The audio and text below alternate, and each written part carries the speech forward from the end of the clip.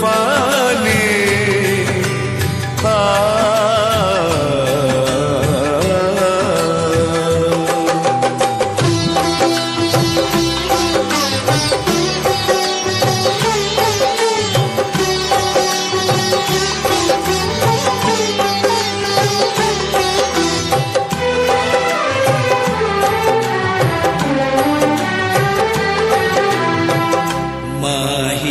मंदिर माही पूजा,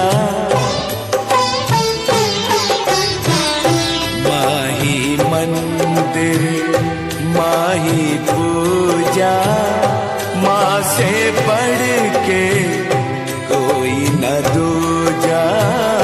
माही मंदिर माही पूजा, माँ से बढ़ के कोई न दूजा।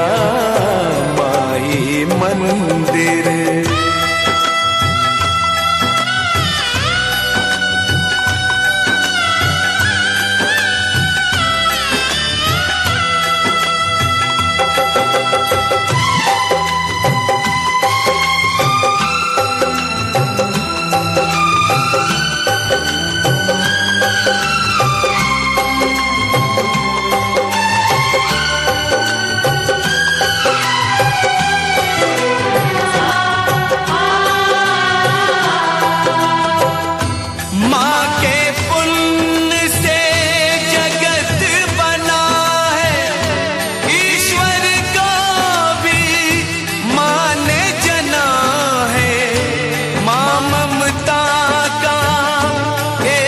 कलश है, जीवन ज्योत है, अमृत रस है।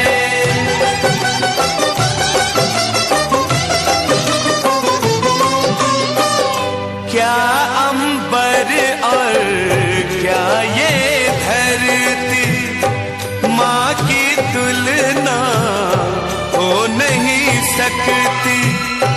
युग आते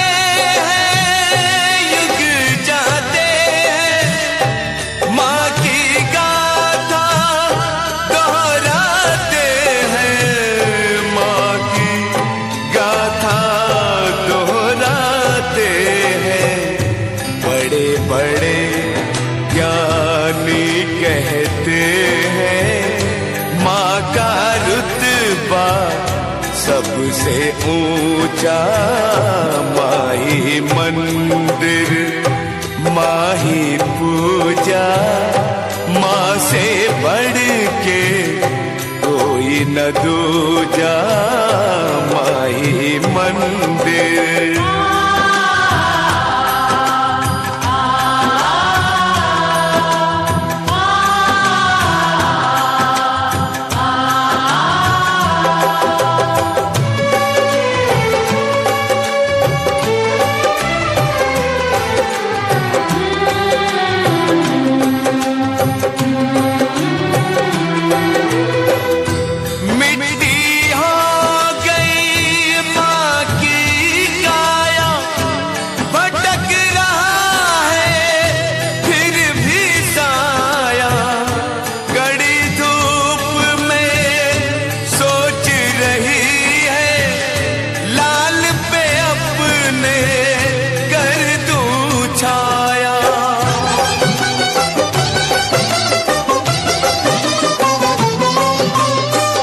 शूल बनी है माँ की विवशता।